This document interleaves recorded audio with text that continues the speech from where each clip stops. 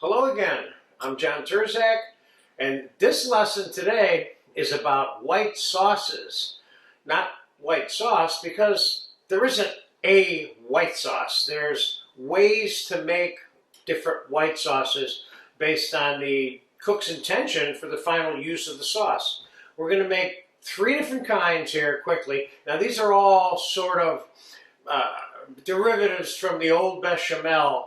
But as you will see when we continue throughout this video, there's variations, and they're all credible and legitimate, I guess is the right word, in terms of a white sauce. White sauce has been redefined, and I'm going to show you three versions. Then I'm going to mix all three together to make a fourth version when we're done. I'm going to show you three versions that represent three different very typical approaches to making white sauce successfully. So we're going to make 3 cups of each one of these sauces. We're going to start by putting about 1.5 ounces of butter into each of these 3 saucepans back here.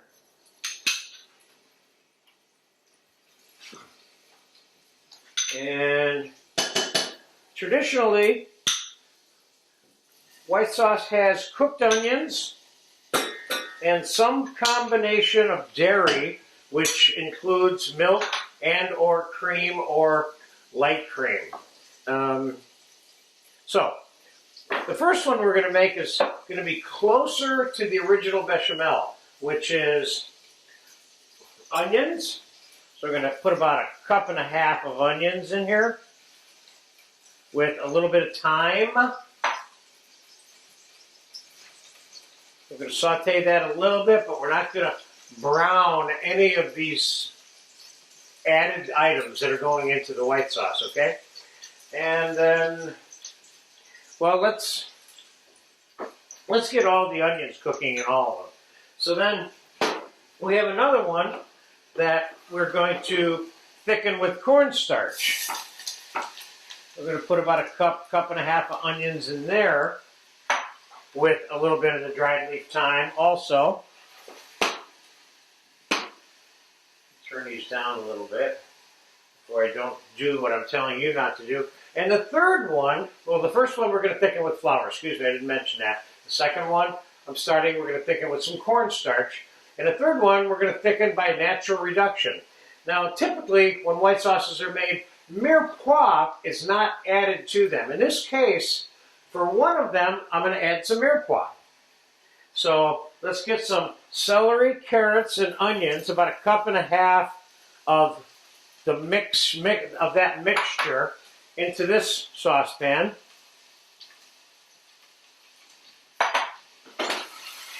With a little bit of dried leaf thyme. And let's give all 3 of these a quick minute. Now, very unconventional to add any garlic to the making of a white sauce, but just for fun, I'm going to show you that you can do it, because one of the purposes of me showing you how to make this in various ways is to both further your education about white sauce, but also to inspire you to kind of make the variation that you want.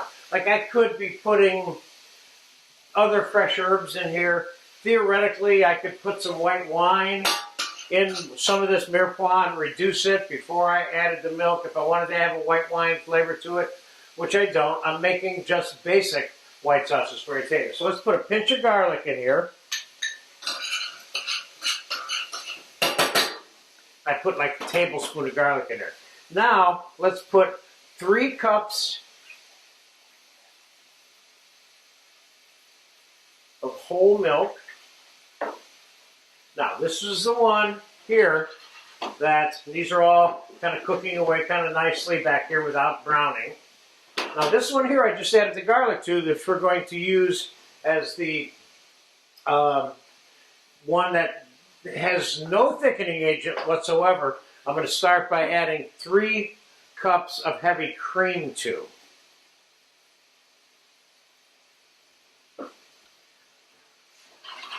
And that's ready to go. That garlic's cooked enough. Now, I said I wanted to make 3 cups of sauce. For the one that I'm going to reduce, naturally, without thickening it, I'm going to need more cream so that by the time it's all said and done, after it's reduced, I still have the 3 cups. So let's add another 1.5 cups for starters to that particular version of white sauce. So that one we're going to let simmer, and be careful that it doesn't boil over right on this camera, which they have a tendency to do if you're not careful. Now this one we're going to use as the more original, traditional version. I got some sweated onions in there. By putting some all-purpose flour into this right now. I'm going to put a couple of tablespoons of flour in there, and we're going to mix that in.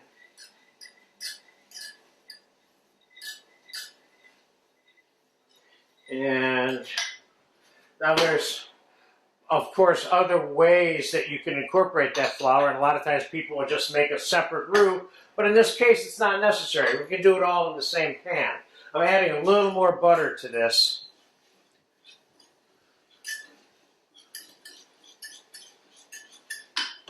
Okay, so this one we're going to use straight milk.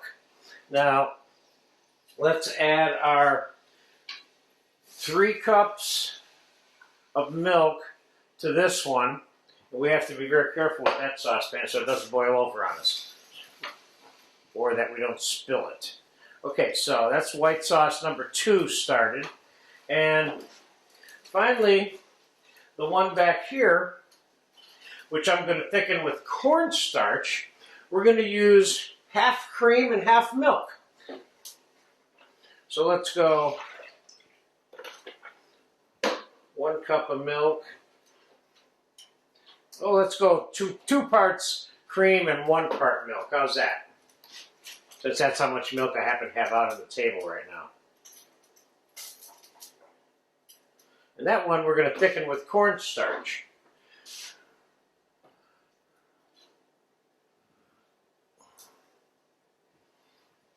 Okay, let's just give all these a mix.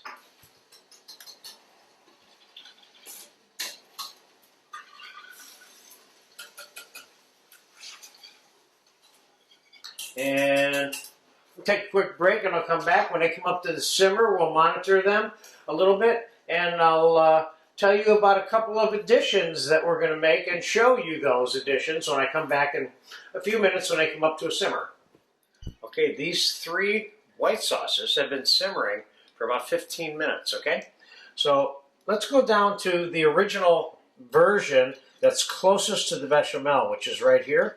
Now, oftentimes, throughout history, when this sauce was made, ground veal or ground turkey or ground chicken would be added to the diced onions and cooked prior to the milk being added. What I'm going to do with this one is I'm going to add,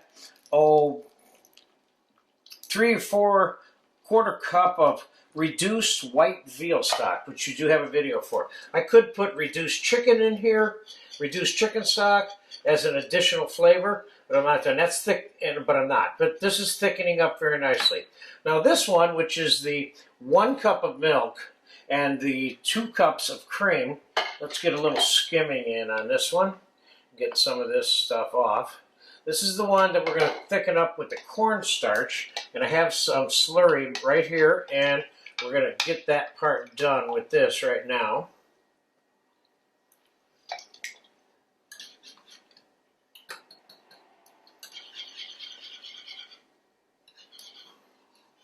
Let's give that a minute to come up to a simmer, and let's talk about this one here now quickly.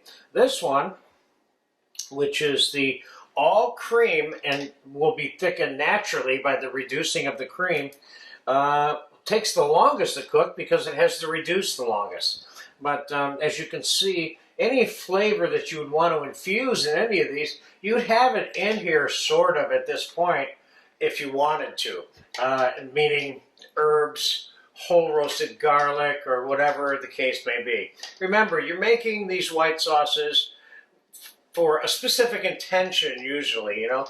If you want something that needs to absorb liquids, like let's say you're mixing raw scallops and raw shrimp in with one of these white sauces and baking it, and in those cases the raw shrimp and the scallops are going to exude water into the white sauce. So you'd want a thicker flour-based white sauce for that particular use, for example. So what we're going to do is, let's just see how this cornstarch thing is doing. And it could take a little bit more. I'm careful about how much I put in because I don't want to put too much in. That looks like the right amount. Let's let that come up to a simmer. So we're going to cut away now, and it's been simmering. All three have been simmering for 15 minutes. We're going to let them simmer for another 15 minutes. They should be done and thick and ready to be strained and finally seasoned, which is what we're going to do with all three. So I'll be back in about 15 minutes to finish these off. Okay, that final 15 minutes of simmering / reducing for all three white sauces has expired. And now we're going to finish each one of these sauces one at a time. We're going to start with the one that's closest to the original bechamel recipe, which is a little bit of veal and onions thickened with flour and milk. And we're going to season this with the very traditional seasonings that this sauce is normally seasoned with, which is salt, fresh ground white pepper, and ground nutmeg, either fresh or pre-ground. Either way, it doesn't matter. And let's mix that in. Let's give that a taste. The sauce needs a pinch more salt, a pinch more nutmeg.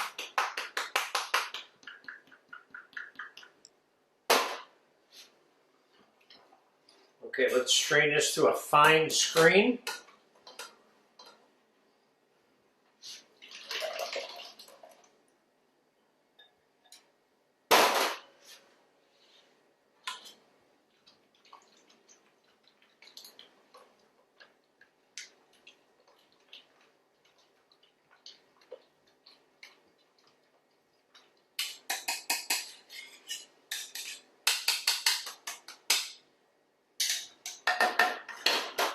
Okay, so here we go. Here we have the finished, most traditional white sauce of all. And let's put it on a plate so we can get a closer look at what that sauce looks like texture-wise. Now that is not a old, thick, gloppy sauce. I didn't make it very thick with the flour. So that's sauce number one. And we'll come back in a second for sauce number two.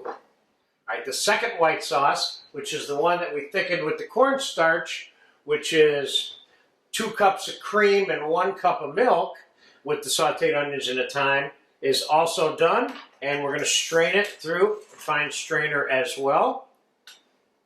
Now this one's a little bit whiter because it doesn't have that white veal glaze added to it than the one we just strained.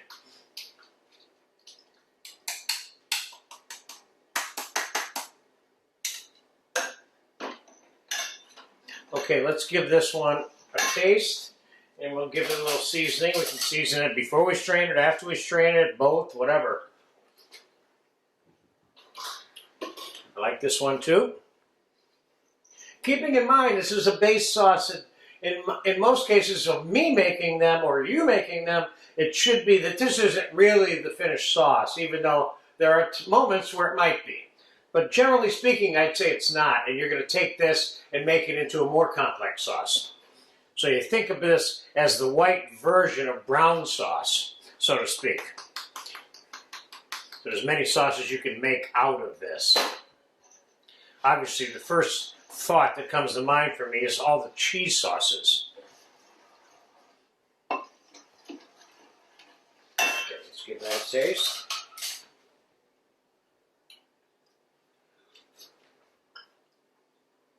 This is good just the way it is. Doesn't need anything else added. And let's put some of this on a plate. Now you'll notice that this one you can see the nutmeg and the white pepper in it. And you can also see the texture of this is almost the same as the one with the flour. This might even have come off a little bit thicker than the one with the flour. But let's keep in mind something. Anytime you want, at this stage right here, let's say you think, well, this is too thick, or if it's too thick, obviously here, look, I just pour a little cream into it, and I get it back to the texture that I want, which is a little bit thinner. I want to get it closer to the other one. I'm not into big, thick sauces, especially white versions. See, so now that's a little bit softer because I added some more cream to it. Okay, that's white sauce number 2. Now we'll be back in 1 second with the one that's just plain reduced and not thickened with anything. Okay, the third and final white sauce that we made for this lesson is the one that is thickened with the, quote, natural reduction of the cream. And it has now come to sauce consistency. This is the one that has no meat products in it, but we put garlic and mirepoix in, along with the butter and the thyme. So let's get this one strained.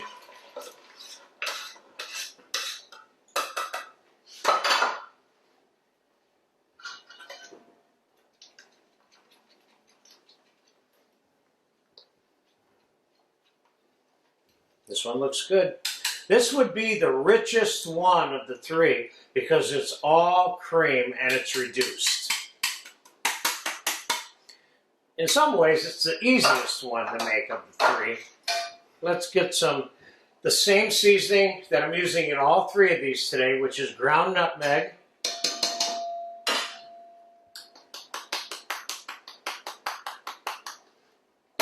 ground fresh white pepper, and salt.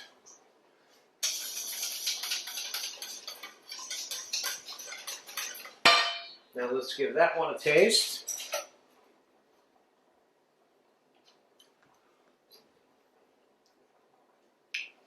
That one's good. This one could use a pinch more salt, so I'm going to throw it in.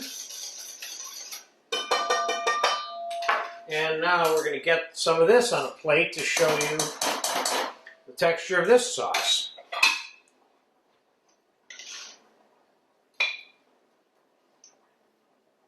This one, in some ways, has what I would consider to be the best texture if I was just going to use it as a sauce and put it on a plate. It's very smooth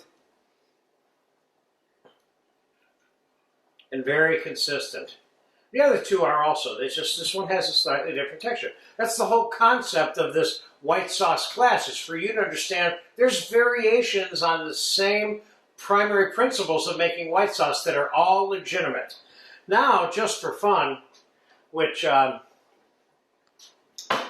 we're going to do is we're going to mix all 3 of these white sauces together because we can. If I'm telling you you could make this any variety of ways, I could certainly take all the varieties that we're making and mix them together for another white sauce, if you want to call it another white sauce.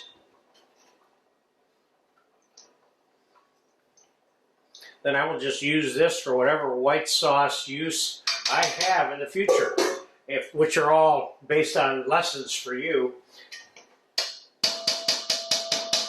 Now let's give that a mix. Let's taste that real quick, just for fun.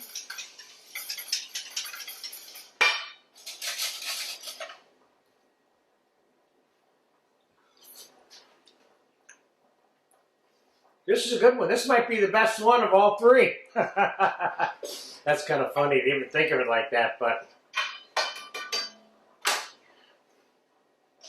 All right, a final look and a final texture. And there's your good basic white sauce texture. Can I make it thinner? Just add some cream to it or some milk.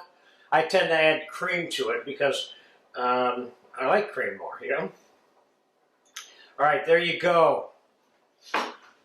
One lesson for how to go about your approach to making white sauce. And it's more important what your approach is and understanding what your the fluid variables that you have at your disposal when you approach this project, rather than thinking that there's a specific way that you're supposed to make this sauce. Even with brown sauce, there's slight variations that all fall within the same range of good principles, which is what I'm showing you today with this. Practice this when you need it. Enjoy it.